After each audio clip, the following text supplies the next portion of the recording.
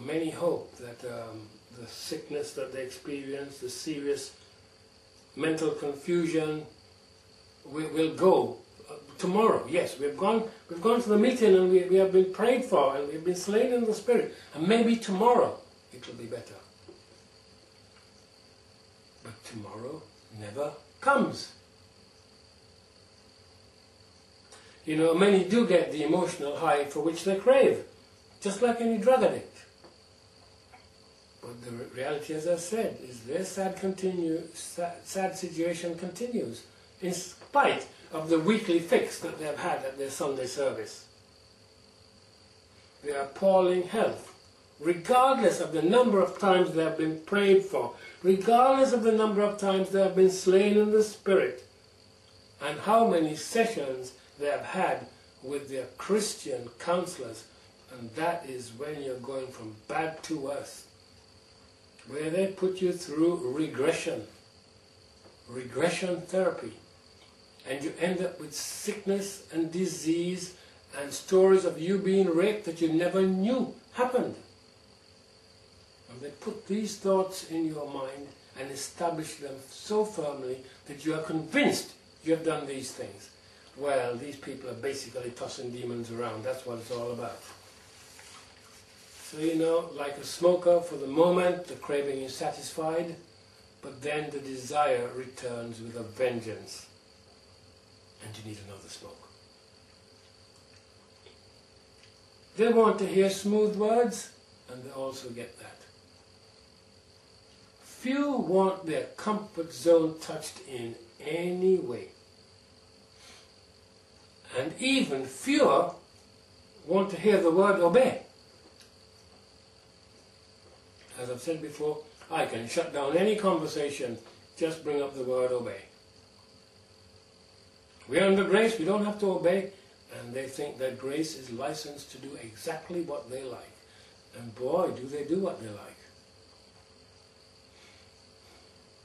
Ezekiel 33:31, and they came unto thee, this is what God is telling Ezekiel, and they came unto thee as the people cometh, and they sit before thee as my people. Notice the hypocrisy.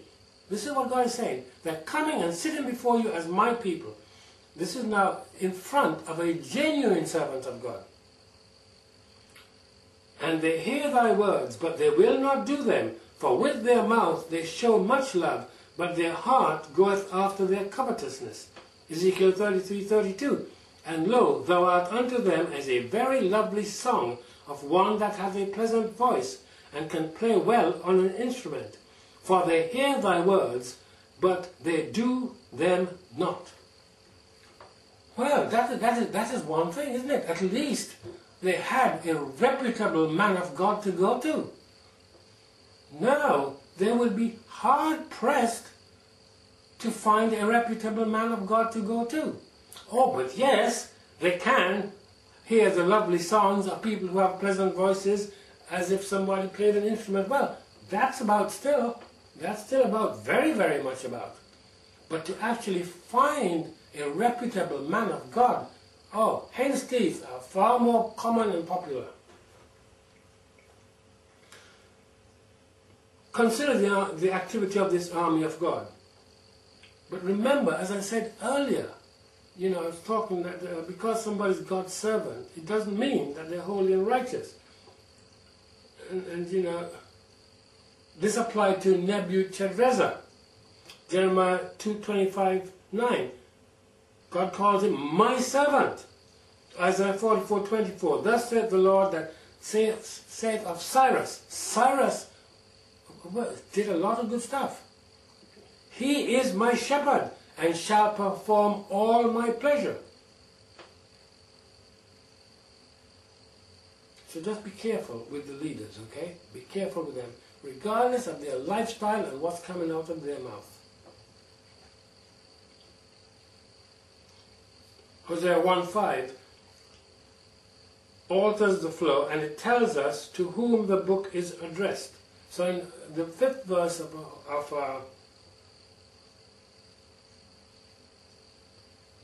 Hosea, let me just check that for a minute. Because I say Hosea,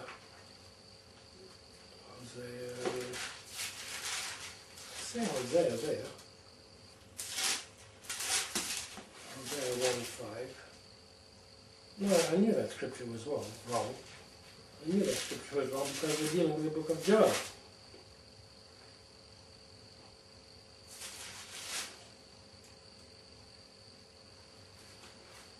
Well, it tells us there that it is addressed to the drunkards of Israel. The drunkards of Israel.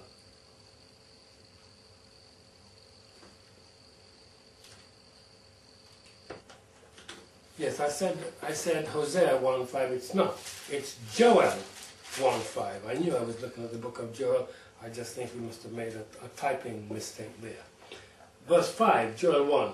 Awake ye drunkards, and weep, and howl all ye drinkers of wine, because of the new wine, for it is cut off from your mouth.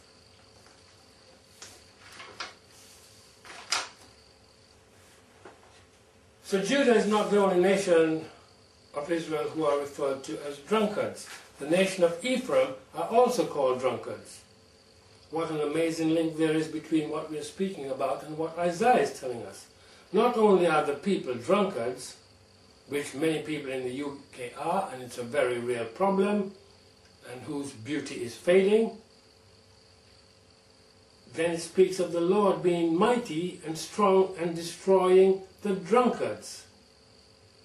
That's in Isaiah 28:1. Woe to the crown of pride, to the drunkards of Ephraim, whose glory, beauty is a fading, which are on the head of the fat valleys of them that are overcome with wine. Behold, the Lord hath a mighty and strong one, which as a tempest of hail and a destroying storm, as a flood of mighty waters overflowing, shall cast down to the earth with the hand the crown of pride. The drunkards of Ephraim shall be trodden under feet.